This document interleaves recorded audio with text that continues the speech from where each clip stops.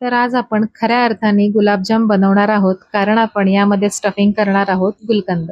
तर मावा मी इथे घेतलेला आहे, रूम टेम्परेचरवर आणून त्याला थोडासा कुस्करून घ्यायचा आहे. त्यामध्ये मैदा घातलेला आहे आणि मिक्सरमधून आपल्याला तो फिरवून घ्यायचा आहे. मिक्सरमधून फिरवल्यामुळे त्याला जास्त मळायला लागत नाही. आता यामध्ये सगळ्यात शेवटी मी थोडासा बेकिंग सोडा घातलेला आहे. ते घालून सुद्धा 1 मिनिटभर मळून घ्यायचं आहे.